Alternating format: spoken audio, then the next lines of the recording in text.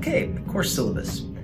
There are a few things I'd like to go over, as much as anything, so that you know why we're doing what we're doing, not just what proportion of your grade is going to come from what. So, here we go. Contact information. Best way to get a hold of me and your TA, Rachel, is through email. In terms of office hours, obviously with COVID-19 we can't have in-face office hours, which is a bit disappointing, but I've found that Zoom meetings work pretty well, and so what I've done is posted on eCampus a link to an appointment calendar. So all you have to do to get a hold of me is click on that link and pick a time slot that works. I'll get notified that you want a time slot. I'll accept that time if it works for me, and it'll send you then a link to the Zoom meeting, and we can meet then. The only thing I would caution you about that is when I wake up in the morning, I choose how I'm going to spend my day based on the appointments that have already been set up. So, in other words, when I wake up, 7 o'clock in the morning, I look at my calendar, I arrange my day around the appointments that are already there. So if you email me at 10, there's a good chance that I've probably dedicated the time that you may have wanted to something else. And so I really ask that you give me at least a day's notice about when you'd like to meet. But other than that, I'm pretty flexible. And for Rachel, her office hours, just email her and y'all can negotiate a time that works best for both of you.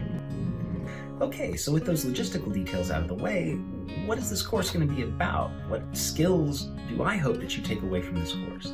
Well, there's way too many to go into in this talk, but some of them obviously are writing skills. It's a writing course, it's a W course, so that makes sense. But I want you to think about writing as communication. This isn't just about putting words on page, but how to communicate effectively and professionally. That's going to be probably the key theme throughout this semester. I also want you to be able to understand how to communicate complexity. I don't care what your job is, what career you're going into, you will always be a specialist with highly specialized knowledge that other people need, and being able to communicate that is an infinitely transferable skill that every employer and every professional school is looking for, and so that's key to this course as well. You're going to be doing a lot of research, which is going to improve your analytical skills and be able to find the information that you're looking for. We have tools that are so much more sophisticated than Google, and you'll be making a lot of use of those as well. And finally, I really want you to be able to begin to explore a question to the limits of our knowledge, the limits of our understanding.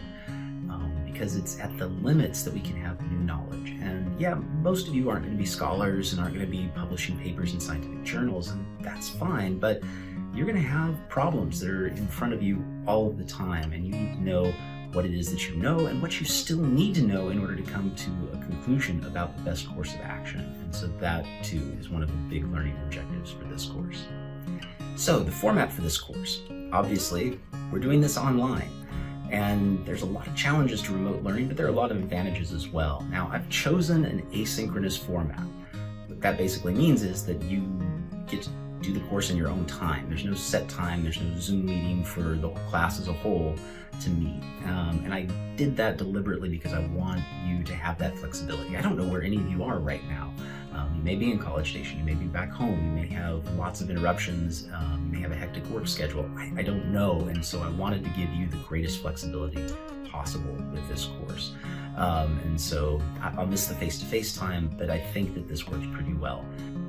So how is that going to be structured? Well, I'm going to try to release all materials for each week on Mondays. I'm having to produce all of this from scratch, so I may be running a little bit late sometimes, but look for those posts on Mondays for new material. There's a discussion component that we'll talk about here in a bit, and the submissions for your discussions will be due on Thursdays. You need to respond in some way to those discussions. That'll be due on Saturday, and then any assignments for the week will be due on Sunday. And so we'll try to keep to that structure as much as possible. There may be 1 or 2 times where we have to adjust a few due dates, but overall, that's the plan for the course. Now, in any course, communication is key, and I think it's even more important for an online course. And so the lines of communication should always be there, and I hope all of you, especially by the end of the semester, will feel comfortable emailing me or emailing Rachel. We're setting up appointment times that you can discuss any concerns that you might have with your class. But as I said earlier, I'm creating all new material this semester, and I'm going to make mistakes. There are things that I've planned that probably aren't going to work. There are going to be things that aren't clear, and I need that feedback from you. So if something doesn't work, let me know. I'm not going to take that personally. I'm not going to be angry about it. I'm going to be very grateful to you for bringing that to my attention so that we can work together to have the best learning experience possible. But I understand, especially in the beginning of the semester, you may feel a little weird about critiquing a professor while the class is still in session. And so my intention is each week to provide a discussion link on eCampus that you can post questions, concerns, comments, complaints anonymously. And so I will try then to respond to those either on the discussion board itself, or if there's some common issues that everybody's having, then I'll try to respond to them either in a video or some other format, probably by the following Monday, and try to make adjustments as best we can. Okay, so now we get to the stuff that you're probably most interested in, which is how is your grade going to be determined? And I'll be honest, that can seem pretty intimidating if you just look at the syllabus, because 70% of your grade is going to come from writing assignments. It's a W course, what did you expect? But that 70%, that's determined by the university, not by me. So that wasn't a choice I had, but I don't disagree with it either. I think that that's actually a pretty good balance. But at the same time, I appreciate if you don't perceive yourself to be a strong writer, that can be a lot of pressure on your shoulders. Don't worry about that, okay? Because writing is a process. Nobody writes clean, perfect prose the first time out. And the entire course structure is designed to help you through that process. So each assignment is going to come in 3 parts. There'll be a rough draft that'll be due, followed by peer review, followed by the final draft. And so you'll get feedback, not just from your peers, but also from Rachel, your TA, and you'll have a chance to incorporate all of that feedback into the final draft that I ultimately grade. So yes, 70%, there's a lot of help along the way. In terms of the writing assignments, there's going to be 3 major assignments this semester. The first one is an abstract. And I do that because abstracts really are kind of short mini versions of journal articles. So if you understand the structure of an abstract, you understand the structure of scientific discourse. And that's going to be so helpful to you moving forward, because it'll help you evaluate what it is that you're reading and understand where you need to look for the information that you need. So I think it's a key thing to do early in the semester. Your second assignment is a memo, and it's really just a proposal for your final, for your capstone project, which is the literature review. Now, we're going to talk about all of these assignments in a lot more detail later in the semester, but the literature review, your capstone project, is the most important project, and you need to make at least a 70 on it in order to pass the course, regardless of what your course average is. Again, that sounds like a lot of pressure, but it's not, because that second assignment is a bridge between the abstract and the literature review, and it is really an opportunity for you to get feedback on your ideas, from your TAs, from your peers, from me, before you actually write your capstone project. And so everything is really built in this course to support you in that final project, because it is so key and important. Now, if you look at the percentages of each component to your grade, the abstract counts relatively little, and of course the capstone project counts a lot. And I do that deliberately because I want you to get a chance to feel me out, understand what it is that I'm looking for, and get some instruction, so that, you know, those early days when you haven't had a lot of practice writing, and it's certainly not writing for me, that's fairly low stakes. And then of course the stakes increase as the semester progresses, but you're also better able to meet those expectations. And so again, everything here is designed to support you. Okay, so 70% of your grade comes from writing assignments. What's that other 30%? Well, 10% comes from rough drafts, and that's really just a participation grade. Your rough drafts are not going to be graded. I want you to feel free to play with things and throw yourself out there and push yourself to just get something in on time. But that said, the more effort you put into that rough draft, the better your feedback will be from your peers and from your TA, and the more useful that feedback will be towards creating a really strong final draft. And so even though it doesn't get graded, it does get marked. Rachel will be giving you concrete goals that you can work on for the next assignment. Now, that doesn't mean that if you work on those 3 goals that she puts on your paper that you're going to make an A. That's just not how it works. It means that those are the things that are the big issues that need to be addressed. And if you can address those, then some of the smaller issues hopefully will go away by themselves, and you can work on those on the next assignment. So pay attention to those goals that she writes on your rough drafts, because they're going to be key to your success in this course. Really focus on those. The other things will kind of work themselves out. So aside from rough drafts, the next thing is going to be your peer reviews. So you are not just going to get feedback from Rachel, but also from your peers. And there's a couple of reasons why this is really key. First, it's just the more eyes that you have looking at something, the better you can respond. You know, person A catches one thing, person B catches another, and together you can make a much stronger draft. But also, being able to see how other people approach that same assignment is going to give you a lot of ideas. And some of those may be, ooh, I want to steal that idea. Not in a plagiaristic sense, obviously, but in a sense of, ooh, that's something that I should be able to adopt for my project that'll make my writing that much stronger. Alternatively, you may look at something and go, oh my gosh, you know what, that really doesn't work in this person's paper that I'm reading. I did the same thing, so I need to fix that. And so together, that process of giving feedback and getting feedback will make you a much stronger communicator. Okay, so that just leaves 10% of your grade left, which is going to come from discussions. Now, honestly, this has been my biggest challenge in moving VIBS 310 to an online format. Face-to-face, I have all sorts of think, pair, share kinds of exercises that we do in class, and so that you have kind of small group discussions and big class discussions, and it's a big part of how I normally teach.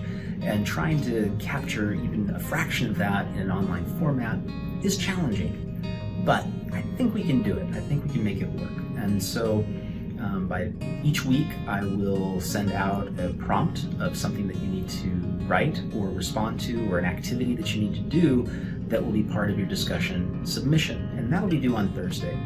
And then you'll have 2 days to respond to the submissions of your peers. I'm going to have you work in relatively small groups so that you can kind of get to know one another. And I expect that over the course of the semester, these groups will take on a character of their own. Early on in the semester, I'll give you lots of feedback on your discussions, and I will give you a lot of direction in how to submit and how to respond to things. But as the semester progresses, I hope that we can take me out of that equation, and this can be more about you having a dialogue, a meaningful dialogue experience with your group members. All right, now we come to the academic integrity statement. And I know you've heard this before. An Aggie does not lie, cheat, or steal, or tolerate those who do. And chances are professors you've had have treated this in one of two ways. Either they've briefly glossed it over because you've heard it 100 times before, or they have really pounded that point over and over again because they want to put the fear of God into you that you will not cheat in their class. I take a very different approach. And the reason is this. I've been teaching at Texas A&M since 1999. And in that time, yeah, I've had to turn students into the Aggie Honor Office. And it's an awful process. It's awful for the student. It's awful for me. There's just nobody wins in that situation. But here's something I've learned. In every case that a student has told me why they committed scholastic dishonesty, it has never been because they were lazy. It's never been because they were trying to get away with something. It's never once been because they just thought, oh, I'll just see if I can get by with this. No, students, you aren't lazy. You work hard. In every instance that I've had of students committing plagiarism or some other form of scholastic dishonesty, it has been because life got to be too much. It became overwhelming. I get that. I suffer from depression, anxiety. I know what it's like not to be able to drag yourself out of bed in the morning. I know what it's like not to want to go on.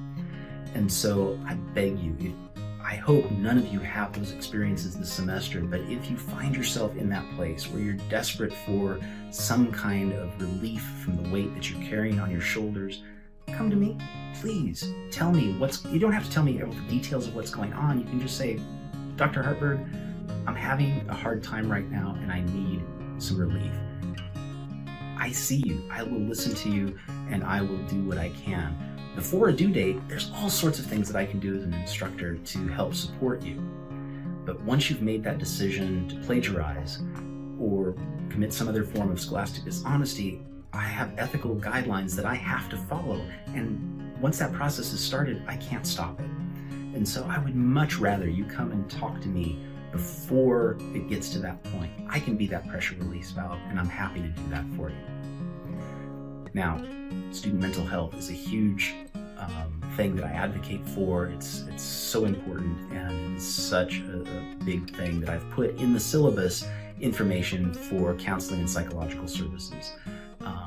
Most of you probably already know this, but there's a surprising number of students who don't. You're paying for those services already. They're part of your student fees.